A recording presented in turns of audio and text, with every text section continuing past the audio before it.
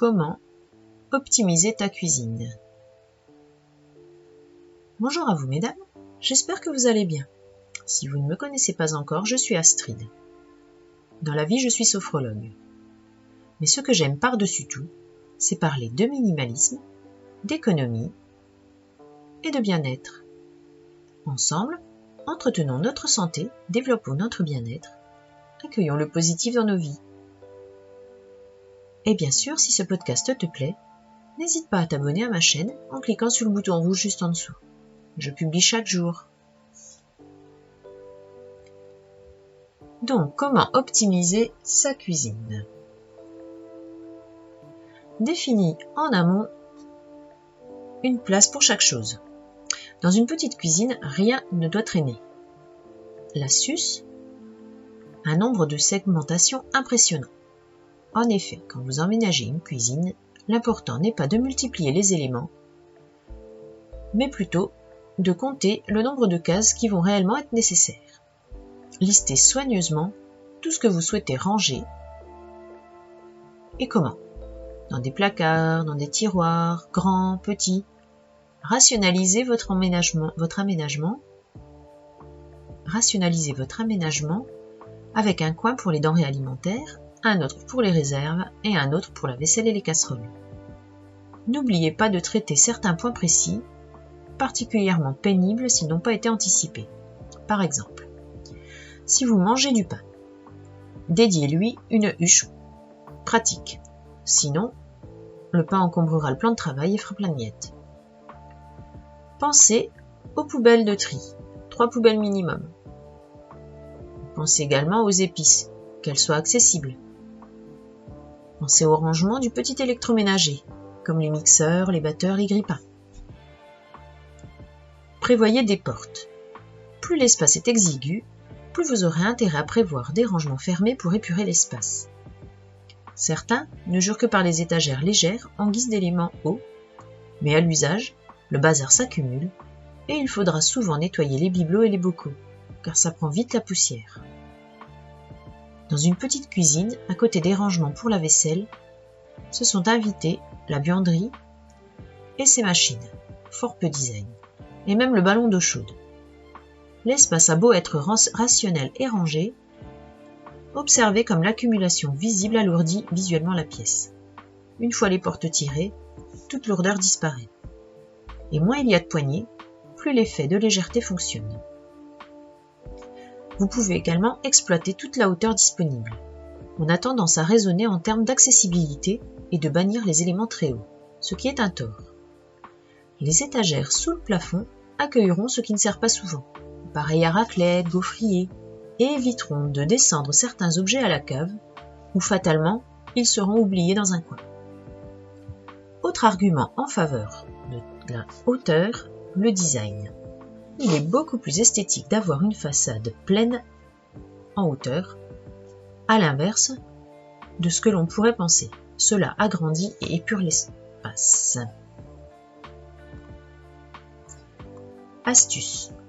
Vous pouvez également penser à optimiser les bas des caissons en optant pour des tiroirs de plainte. Le premier cuisiniste de France les a néanmoins retirés de ses collections. Preuve que ça ne sert pas forcément, les gens n'y pensent pas forcément.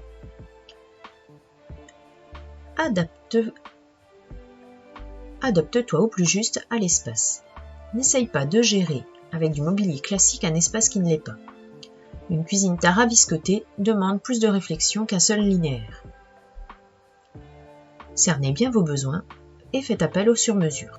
Si votre cuisine dispose d'un lave-vaisselle, l'évier n'a pas besoin d'être grand et peut être reclus dans un coin où il prendra beaucoup moins de place puisqu'il ne servira pas beaucoup. Si vous disposez d'un espace sous les toits, oubliez le mobilier classique. Il ne s'adaptera pas aux pans coupés et cela vous fera perdre de précieux rangements. Optimisez au contraire, le moindre recoin grâce à du mobilier adapté. Un lave-vaisselle même dans une toute petite cuisine. Même dans un plan de base, il est possible de caser un lave-vaisselle. La preuve, dans une cuisine de 1,80 m de large, l'évier et les plaques ont été collés, ce qui est néanmoins contraire aux règles de sécurité, et à la vaisselle de 45 à trouver sa place sous l'évier. On a fait appel à un modèle spécial, un duo four lave-vaisselle qui s'intègre à la place d'un four de taille classique. Vous trouverez ces combos malins chez Candy ou chez Rosière.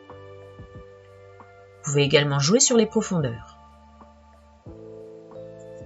En effet, en raison de la taille standard de l'électroménager, on mise généralement sur une profondeur de plan de travail de 60 cm, auquel s'ajoute idéalement une dizaine de centimètres pour faire passer les réseaux techniques et électriques et plomberie. Sur le mur opposé, il est possible de prévoir des caissons de faible profondeur pour optimiser le rangement. Ajoutez un four. Si votre kitchenette ne dispose pas de four, sachez que cet élément malin, une niche à micro-ondes, peut être installé sous les caissons supérieurs existants afin de l'accueillir. Il vous en coûtera moins de 25 €. Vérifiez bien l'accroche des éléments hauts avant de leur adjoindre du poids par contre. Ajoutez un plan de travail. Si vous avez peur de manquer de place pour cuisiner sur votre mini linéaire, n'hésitez pas à prévoir un tiroir supplémentaire équipé d'un petit plan de travail escamotable. Vous le trouverez sous la référence Topflex. Vous pouvez également avoir dans votre petite cuisine une table escamotable. Une petite cuisine aménagée dans l'entrée d'un 2 pièces a bien profité de l'espace toute hauteur et du plafond pour optimiser ses rangements. L'idée, en plus, est d'avoir prévu un plan de travail escamotable pour 4 couverts. Optimisez les angles. Si votre petite cuisine doit être aménagée en angle, cela entraîne forcément une perte de place, sauf à gérer l'angle convenable au moyen de mobilier adapté. Ces étagères sortent entièrement de l'angle, ce qui permet la manipulation facile des objets que l'on y range. Voilà pour aujourd'hui. Je vous retrouve demain pour une prochaine vidéo et n'hésitez pas à vous abonner.